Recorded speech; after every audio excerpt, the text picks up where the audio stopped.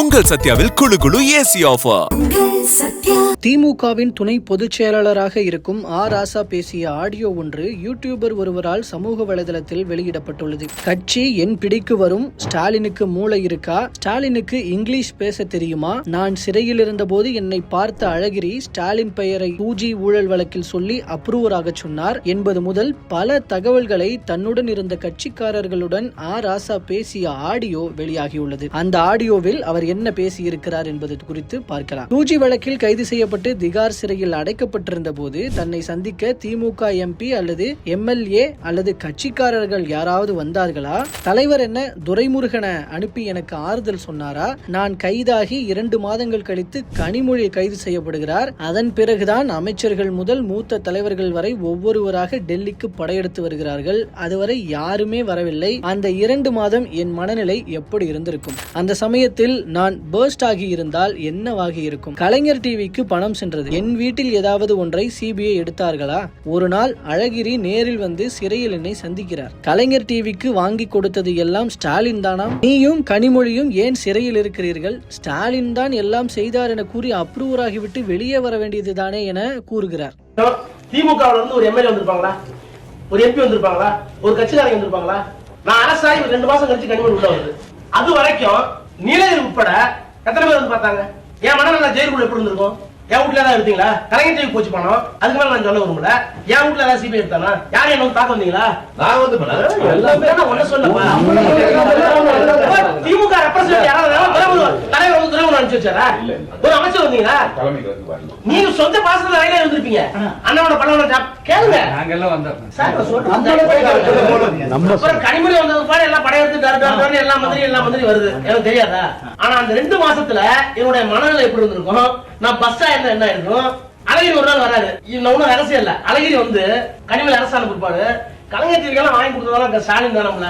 நீங்க கனிமொழி ஜெயில இருக்கீங்க. ஸ்டாலின் தான் செஞ்சாலும் அப்ரூவ் ஆகிட்டு வெளியே வர வேண்டியதாங்க. சோதனைகள் எப்பெல்லாம் வருதோ அப்பெல்லாம் சொல்றேன், தயவு பண்ணி அரசியல்ல அதுவும் நம்ம பதவியில இருந்துட்டோம் கொஞ்சம் ஹீட்டை தாக்கு பிடிங்க. படபடன்னு போகாதீங்க. உங்களுக்கு இதோட எதிர்காலம் முடிஞ்சு போச்சு. நான் இருக்கேன் பண்றேன் எல்லாம் பண்றீங்க சொல்றது எல்லாம் இப்ப கேக்குறேன். கெட்டி கேட்டுறாங்க. நான் சொல்றது கொஞ்சம் கேமரா பிடிச்சேன். உச்ச கட்டத்துல போகாத கண்டிப்பா நீங்க டென்ஷன் இல்ல. இருப்ப டென்ஷன் இல்ல. டென்ஷன் இல்ல. நான் ஒட்டு மொத்த சமுதாயத்துக்கு என்ன பதில் சொல்லணும்னு கேக்குறாரு. வேற ஒண்ணும் இல்ல. அவரு ஓய்வி வந்து தயாராகிறது எந்த தகுதி இல்ல. நான் சொல்றேன் ஓய்வுக்கு தலைவராக எந்த தகுதி இல்லைங்கிற. எப்படி தொண்டை மதிக்கலாம் தலைவர் சொல்லும் போது? தொண்டை வளர்க்காம நீங்க என்ன தலைவர்?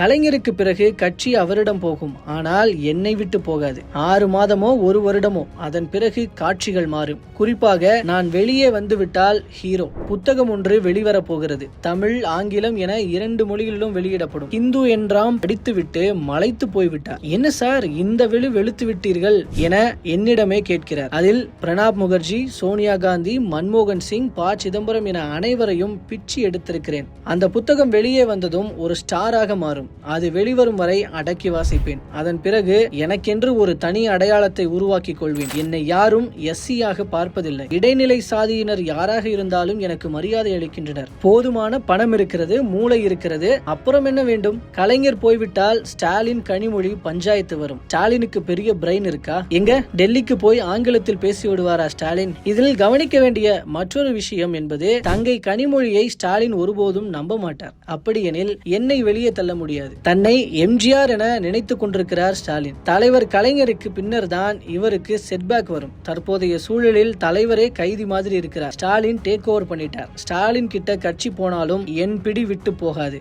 என்னை கட்சியை விட்டு எடுக்க முடியாது. அதுக்கு வேற லாக் வச்சிருக்கேன் என்று ராசா அந்த ஆடியோவில் பேசியிருப்பார். தேர்தல் நெருக்கத்தில் தற்போதைய அரசியல் சூழலில் காபந்து முதல்வர் MK ஸ்டாலினின் தலைமைத்துவம், நம்பிக்கை மீது பெரும் அவநம்பிக்கையை மக்கள் மத்தியில் விதைக்கும் இந்த ஆடியோ அறிவாலய வட்டாரம் மட்டுமின்றி தமிழகம் முழுக்க சமூக வலைத்தளங்கள் வாயிலாக தீயாக பரவி வருகிறது. இன்னொன்று சொல்றேன், நமக்குள்ள இருக்கட்டும். கலைஞருக்கு பிறகு கட்சி அவர்கிட்ட போகும். ஆனா ஏன் பிடி விட்டு போகாது சார். காலத்துக்கு வெயிட் பண்ணுவோம். ஒரு 6 மாசமோ 1 வருஷமோ விண்டு சேஞ்ச் ஆகும் சார். நான் நினைச்சு பாருங்க, நான் வெளியே வந்து பிற்பாடு கண்டிப்பா கேளுங்க. வெளியே வந்துட்டா நான் ஹீரோ. அது என் புக்கு ஒன்று வருது வெளியில, இங்கிலீஷ்ல வருது, தமிழ்லயும் வருது. ஹிந்து ராம் படிச்சுட்டு மலைச்சு போயிட்டாரு. என்ன சார் இந்த வெளி வெளுத்துறீங்க? பிச்சை எடுக்கிறேன் எல்லாத்தையும். அதில் பிரணாப் முகர்ஜி, சோனியா காந்தி, மன்மோகன் சிங், சிதம்பரத்தை எங்கே பண்ணுறேன் நான். அந்த புக்கு வந்து ஒரு பெரிய ஸ்டாம் ஆகும். அது வரைக்கும் நான் அடைக்க வச்சுப்பேன். அதுக்கு பிறகு எனக்குன்னு ஒரு தனி அடையாளத்தை ஏற்படுத்துவேன் சார். எப்படின்னு கேளுங்க, வட மாவட்டங்களில் வன்னியர்கள் போட்டு, ஆனால் சிவசங்கர் சொல்லுவான் நான் எப்படி இருப்பாருன்னு. சரி சரி. எங்கள் ஊரில் எனக்கு ஜாதி கிடையாது. வன்னியர்லாம் என் ஃப்ரெண்டு, என் சொந்தக்காரன் மாதிரி. சரி. இப்போ இந்த ஊருக்கு வந்தேன், கீழே கவுண்டர்கள். எந்த கவுண்டர் ஆச்சும் என்ன இசைன்னு பார்க்குறேன்னா எல்லா கவுண்டர் அட்டென்ஷன் நிற்கிறாங்க. அப்போ ஜாதியை தாண்டி வெளியே வந்துட்டேன்னா அதுக்கு போதுமான காசு இருக்கா, போதுமான மூளை இருக்கா, கலைஞர் போயிட்டா, கனிமொழி தாக்கு ஸ்டாலின் பஞ்சாயத்து ஆகட்டும், இப்போ அவருக்கு தான் பெரிய பிரெயின் இருக்கா. இந்த டெல்லிக்கு போகும்போது அப்படி இங்கிலீஷ் குட்டிக்கு வர ஒன்று. இன்னொரு தங்கச்சி நம்ப மாட்டாரு. என்ன தங்கச்சி? கனிமொழி நம்ப உண்மையாது. கனிமொழி ஏற்றுக்க மாட்டாரு சார், சேர்ந்து விடாது. என்ன வெளியே தர முடியாது. சரி, புரியுதா? என் கம்யூனிட்டி எழுத முடியாது, என் அறிவு வெளியே தர முடியாது, என்கிட்ட இருக்க வேற செல்வாக்கு தெரிய முடியாது, வேற லாக்டவுன் நான் வச்சிருக்கேன். புரியுதா? நேரம் எனக்கே இப்ப சரியில்லை. கேளுங்க, இல்ல இவர்கிட்ட பேச முடியாது. இவர் போய் முட்டிக்கிட்டு திரும்பி வர்றாரு பாரு, நினைச்சிட்டு இருக்காரு எம்ஜிஆர் நினைச்சிட்டு இருக்காரு. தலைவருக்கு பிறகுதான் அவர் செட்பேக் வரும். எல்லா பிராமின் போட்டு அடிப்போம். சரிங்க. எல்லாம் இந்து எக்ஸ்பிரஸ் எல்லாம் அடிப்பாங்க அவரை போட்டு. இப்பவே அப்படிதான் அடிச்சுட்டு இருக்காங்க. இவர் நினைக்கிறா நம்ம எம்ஜிஆர் மாதிரி ஜெயிச்சிடலாம். அப்படி இல்லை, கிரவுண்ட் அப்படி இல்லை. இப்போ வந்து ரைட், அப்பாவே அவரே கைதி மாதிரி இருக்காரு தலைவர். இவர் டேக் அவுட் பண்ணிட்டாரு. இப்போ போய் முட்டி மோதினீங்கன்னா வேற மாதிரி அது போகும். ப்ளீஸ் ஓவர் நைட் கன்வின்ஸ் பண்ணுங்க, எனக்காக கன்வின்ஸ் பண்ணுங்க, வாங்க நம்ம போவோம். மூவ் பண்ண வேண்டிய இடத்துல மூவ் பண்ணுவோம். நான் தான் உங்களுக்கு நான் எவ்வளோ கரெக்டாக தான் சொல்கிறேன். உங்களுக்கு கிரீவன்ஸ் நியாயமானது, டோக்கடிங்க தோக்கடிக்கும். ஆனால் அதுதான் புத்திசாலித்தனம். ஒரு பிராமணனுக்கு நமக்குள்ள வித்தியாசம், நம்ம அறுவாளை தூக்கிறோம், அவன் அறுவாளை தூக்க மாட்டான். முடிச்சிருவாங்க அதே சைலண்டாக முடியும். நான் இப்போ வந்து என்ன பார்க்கறதுக்கு அரசியல் பார்த்த உடனே வேற ஏதாவது சொல்லுவாரு. வேண்டாம், எலெக்ஷன் முடிச்சிட்டேன்.